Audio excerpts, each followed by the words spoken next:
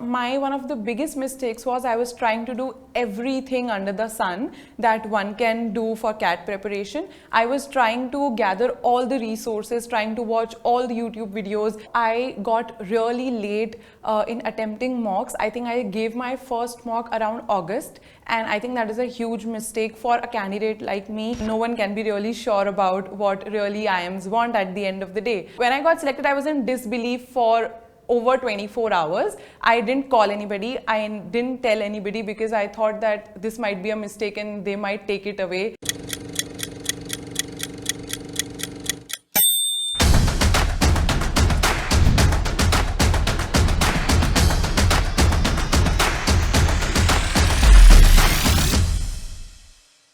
Hi, I'm Jasmine. I've graduated in Bachelor's of Pharmacy from Amity University, Noida. I scored 96% in class 10th, 85% in class 12th, and then 80% in my graduation.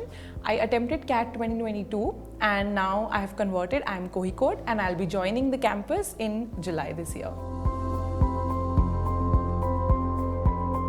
I've been working at WNS for a year now, and I've been working as a healthcare consultant just to accelerate my growth. Apart from that, I want to pivot into marketing, and I think MBA will really help me to grow in that sector. I started preparing for CAT in my last year of college, and I was very intimidated by it because I'm a non-engineer. I remember a friend introduced this CAT exam to me. While he was introducing this idea to me, he also said, but it will be very difficult for you because there are a lot of engineers from IITs and NITs sitting for the exam.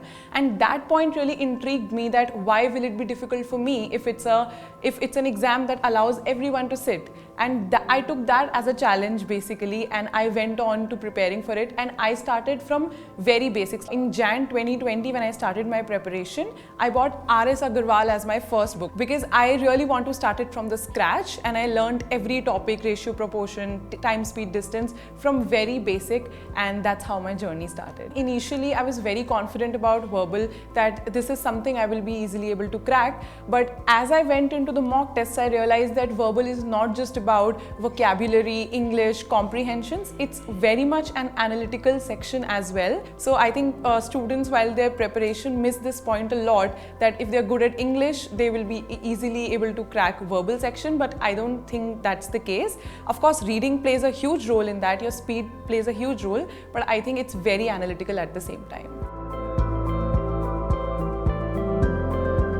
I was very scared about the math section, so I started with R.S. Agarwal. Then I slowly moved on to Arun Sharma. Then I moved on to the videos of Takshzilla on YouTube, and I also bought a package of theirs. So slowly I was collecting resources, and it took me 2 years to crack this exam. First year I was just gallivanting around various resources, but by the second year when I joined my coaching institute, I took my coaching from IMSCP. So their package and Times package, I think that was a good resource for me apart from mock tests, of course.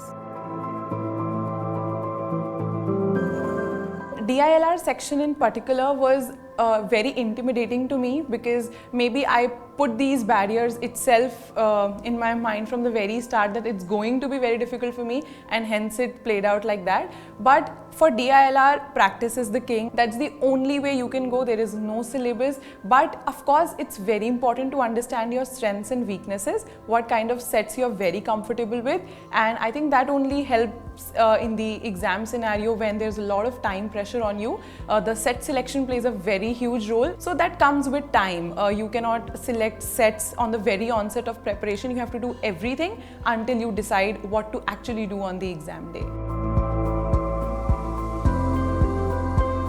For verbal section, I feel that vocabulary plays a huge role because you need to understand the words that are there in the comprehension, but at the same time, using your analytical skills plays a very big role there too. So there are some tricks which teachers and mentors teach you, which are elimination. So I think elimination is one of the biggest tricks that one can use while solving questions, and also the reading speed. So I didn't do anything particularly for reading speed because I was good at it, but what I did for vocabulary was I used to read a lot of editorials from Hindu because it had very rich English in itself, and also it really helped me with the GK section and forming an opinion about what's happening around me. So that is one thing I specifically set out to do for verbal section. But apart from that, I think after learning the very basics and rules, you can actually set out for just doing mocks, because that's what will be your question bank for the rest of your preparation. When I was preparing in my first year, I got really late in attempting mocks. I think I gave my first mock around August, and I think that is a huge mistake for a candidate like me on the very onset, because mocks are something that really give you the true image, and it's a mirror for your performance. But in the second year, I made a point that however my preparation is, at whatever stage I am in my preparation, I will start my mocks by June end or July itself. For the very first year, one of the biggest mistakes was I was trying to do everything under the sun that one can do for CAT preparation. I was trying to gather all the resources, trying to watch all the YouTube videos. But in my second year, I narrowed down my preparation to my strengths and weaknesses, because of course with experience I also understood that what really helps me and what does not. So that is very important. Of course, time management is something you learn throughout your journey of CAT preparation. So that is one thing that really helped me, that I did not sit on questions for too long and moved on really quickly. In my mock journey, there was no linear graph, and neither was it exponentially growing. It was always a bumpy ride. Some days I was scoring really good, some days I was scoring very bad, but it also depends on how the paper is set. If one mock was really easy, the another one or the next one is going to be hard, so as to test you and challenge you in the real day scenario. Even by the end of my preparation journey, I did not even touch 99 percentile once. So I touched 95, 92, 90 to the max. Mocks are a part of your preparation. They are not to test you on scores essentially, but they are to test you on your strategy, and they are a third stage of your preparation which needs to start really early. I did not do anything ritualistic which might help me with the exam.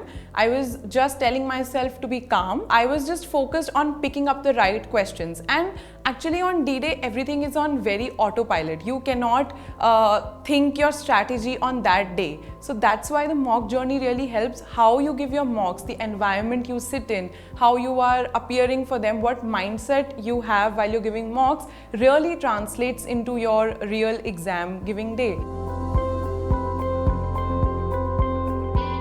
I got my call from Kozhikode and CAP calls, and I've converted all of the CAP calls in Kozhikode as well. Of course, Kozhikode was my best call, but I was not at all expecting to convert it. Although I am from pharma background, and as much as we know that IIMs are really rooting for somebody from a diverse background, and I had a positive feeling about it, but yet of course no one can be really sure about what really IIMs want at the end of the day. When I got selected, I was in disbelief for over 24 hours. I didn't call anybody, I didn't tell anybody, because I thought that this might be a mistake and they might take it away. But of course it's Kozhikode and it's one of the top institutes of India, and we've all heard about the beautiful campus. I was really pumped, and the shopping list started the very next day. So interviews, I feel, are a game changer in every sense of the way. Once you have gotten the call, interviews can of course make or break your offers. So I feel that you can really prepare for them. Even if one feels like they do not have the best communication skills, or they lack the confidence, or they lack the public speaking skills, yet you can prepare for it. I think if you read about the college enough, if you know their taglines, if you know their motto, if you know who the director is, what their background is, what kind of clubs the college run, if you really by heart internalize the values of college, they will resonate with you. The panelists will resonate, even if they don't ask you any questions about college directly. Yet somehow, if you mold your answers in a way that you really show them that you want to get into this institution, that really resonates with panelists. And apart from that, every interview has two kinds of questions. One are really HR type questions and related to your work ex and your background and your educational qualifications and everything. And other kind of questions are something which are very open-ended. Those are your loose threads to grab, because those questions are something which will really bring your personality up, and you can actually direct interview in any direction if you prepare them well. Don't take your interviews as something that is very candid. You have to prepare your answers to the T and show like you haven't prepared anything. now I'm going to join my institute in less than a month. So since I'm from a non-maths, non-commerce background, accounting and economics and maths in general scare me very much, even though I have cleared CAT, but that is no criteria to how I'm gonna perform in a B school. So I have enrolled in some pre-MBA courses like accounting. I'm studying microeconomics from some YouTube playlists that I find on the top. And apart from that, I'm learning about financial statements and some generic financial knowledge so that words don't go beyond me in a classroom, and I don't want to look any less than any other students who are my peers there. So that's what I'm doing in terms of preparation. And my parting thoughts would be that a lot of people are scared about their profile. A lot of people are scared about whether they will make it to a B school. But essentially, it's a very broad question you're asking. First, let's talk about whether you'll be able to cross that percentile. If you do that, then are you able to perform well in an interview in a way that they like you as a person? So there are very small steps, and if you follow them mechanically, I think you'll be able to make it, and you don't have to worry about profile or online courses or internships as such.